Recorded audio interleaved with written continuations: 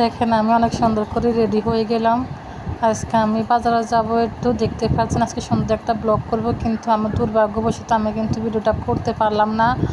কিন্তু বাইরে অনেক বৃষ্টি ছিল, তাই আমি ঘরের ভিতরে একটু শ্যুট নিয়ে নিলাম। আমি কীভাবে করে রেডি হলাম দেখেন, আমার বোরকাটা আমি একটু ভিডিও করে নিলাম আপনাদের মাঝে শেয়ার করার জন্য।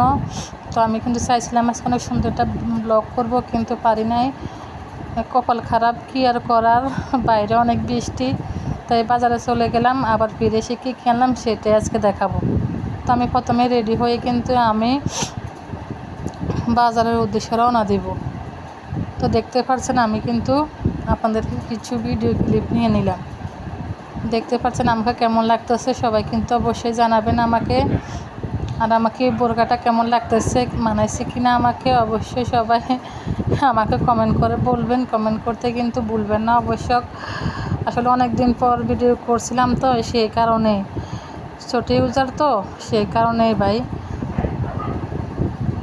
তো দেখেন কেমন লাগতেছে আমাকে, আর আমার বোরকাটা কেমন লাগতেছে আপনাদের কাছে, এইটুকুই ভাই।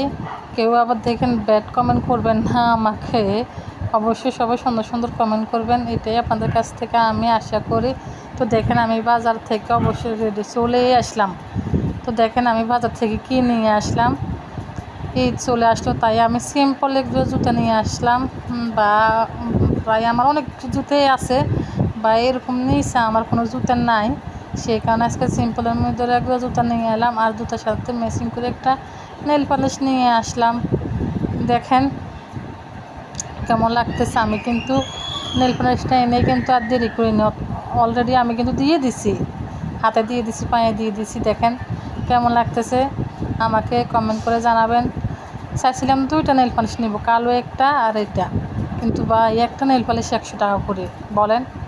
দেখেন আমি পায়ে দিয়ে দিলাম, আর জুতাটা আমার পায়ে মানাইছে কিনা অবশ্যই সবাই কমেন্টে জানাবেন। দেখেন আমি কিন্তু নেল পালিশও দিয়ে দিছি, জুতার সাথে ম্যাচ করলাম, কেমন লাগছে দেখেন। তো আমি আবার কিছু সবজি নিলাম, একটু শাক নিয়ে আসলাম, আর একটু শালি কুমড়া নিয়ে আসলাম রান্না করার জন্য, এটুকুই। আর দেখেন শালি কুমড়াটা কিন্তু দেখতে অনেক সুন্দর, অনেক কিউট লাগতেছে, সে কারণে মাছ দিয়ে রান্না করার জন্য একটা শালি কুমড়ো নিয়ে আসলাম, আর শাকও নিয়ে আসলাম।